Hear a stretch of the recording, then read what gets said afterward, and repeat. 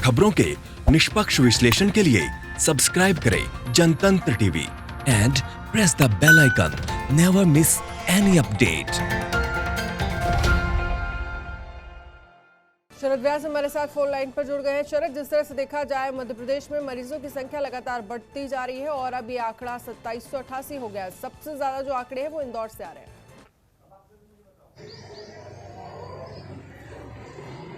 बिल्कुल, देखिए मरीजों का आंकड़ा बढ़ रहा है, चिंता का विषय है और 2800 के आसपास ये आंकड़ा हो चुका, 2800 से ऊपर निकल चुका है।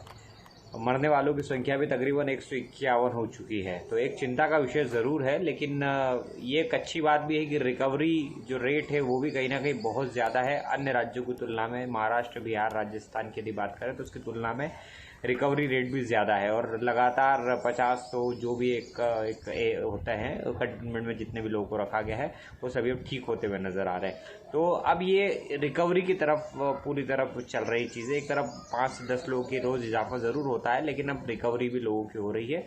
तो ये एक अच्छा साइन भी है और ऐसा माना जा सकता है कि आने वाले समय में स्थिति बेहतर हो और जिस तरह से लॉकडाउन क्लियर होता जा रहा है उस तरह से स्थिति क्लियर हो रही है, उसी तरह से ये भी स्थिति लगातार क्लियर होने की संभावना पूरी मानी जा सकती है। जी बिल्कुल, जिस तरह से देखा जाए लगातार आंकड़े बढ़ रहे हैं और अभी उम्मीद यही जताई जा रही है आने वाले समय में कि स्थितियां ठीक होंगी।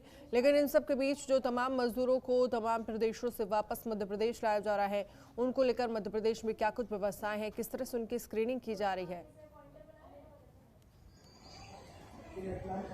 देखिए, मध्य प्रदेश में मजदूरों को लेकर तकरीबन अभी तक 45 से 50 हज़ार मजदूरों को लाया जा चुका अलग अलग राज्यों से और अब अन्य मजदूरों को भी लाने का प्रयास जारी है। सभी की विस्तृत जो टेम्परेचर इनका चेक किया जा रहा है, सतह स्क्रीनिंग की जा रही है। लेकिन सबसे बड़ी चुनौती यही है कि बाहर से इतने मजदूर आ रहे हैं, तो इससे यदि कोरोना पॉजिटिव मरीज होते हैं, जिस तरह से पंजाब में हमने देखा है कि पंजाब में कितने तीर्थयात्रियों को कोरोना पॉजिटिव पाया गया, तो यदि हम इस तरह से देखेंगे कि मजदूरों को भी इस तरह की कोई शिकायत होती है उससे अन्य लोगों को काफी खतरा बढ़ जाता है। तो इसको लेकर भी एहतियात बरत रही है सरकार। कोशिश कर रही है कि सभी को क्वारंटाइन रखा जाए 14 दिनों तक और 14 दिनों के बाद ही इनको अपने अपने गंतव्य पर भेजा जाए जहां पर ये जाना चाहते हैं।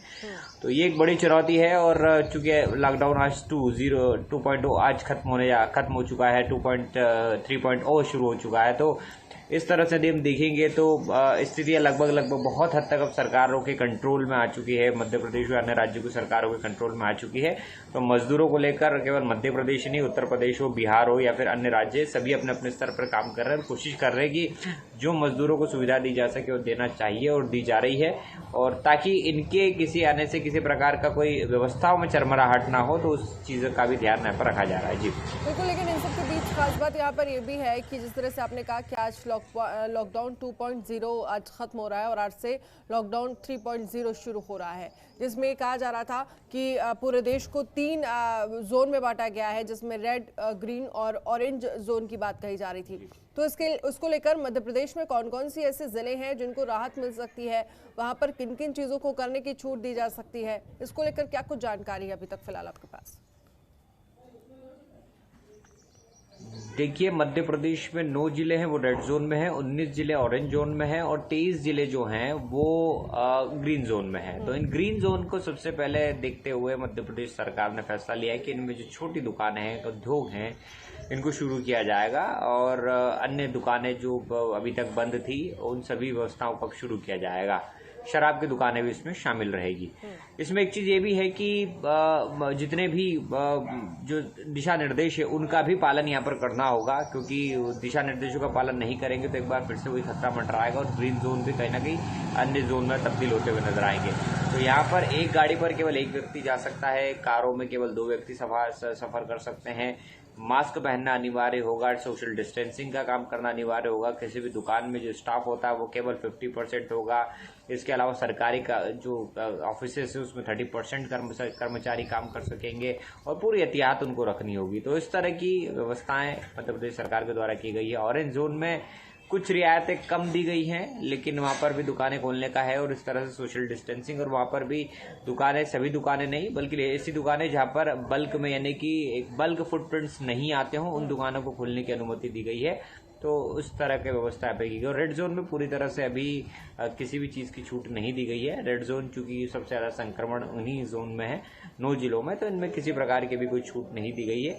लेकिन कलेक्टर्स को निर्देशित किया गया आने वाले 2 से 3 दिनों में स्थिति को और भांपने की कोशिश करें। स्थितियाँ बेहतर नजर आती तो आने वाले 17 तारीख के बाद यहाँ पर भी अन्य चीज़ों की गतिविधियाँ संचालित होती हुई नजर आएगी। लेकिन शादी जैसे कार्यक्रमों को भी करने की क्या कोई छूट दी गई है किसी भी जोन में, ग्रीन जोन में, या फिर इस तरह का कुछ प्रशासन की तरफ से कुछ जानकारी दी गई है? बिल्कुल, देखिए जितने भी शादी और समारोह जैसे कार्यक्रम है इसको लेकर विशेष छूट दी गई है। इसको लेकर कलेक्टर को निर्देशित किया गया है कि किसी भी शादी समारोह के लिए 50 सदस्यों की अनुमति देना, केवल 50 सदस्यों की अनुमति दी जा सकती है। इसके अलावा यदि किसी के यहाँ गमी हो जाती है, यदि किसी के यहाँ देहांत हो जाता है तो उसके यहाँ 20 लोगों को अनुमति दी जाएगी। तो ये प्रमुख जो काम होते हैं अमूमन परिवारों में देखने को मिलते हैं, तो वो उन दोनों के लिए गाइडलाइन बना दी गई है और इन गाइडलाइन के तहत ही काम करना होगा। विवाह में जितने भी लोग रहेंगे वो भी सब सोशल डिस्टेंसिंग का पालन करेंगे। पालन करने के साथ साथ ही उनको मास्क लगाना अनिवार्य होगा। वही एक चलन देखने को मिलेगा आगामी समय में। देखिए, पूर्व में इस बात को लेकर जानकारों के द्वारा चीज कही जा रही थी कि जो कोरोना है अब लोगों की जिंदगी से जुड़ चुका है, और ये लगता भी इस तरह से इसके लक्षण वो भी दिखाई दे रहे हैं कि अब हर कार्यक्रम में, हर आयोजन में मास्क एक जीवन की एक हिस्सा बन जाएगा और उस हिस्से के तहत ही उसका पालन करना होगा।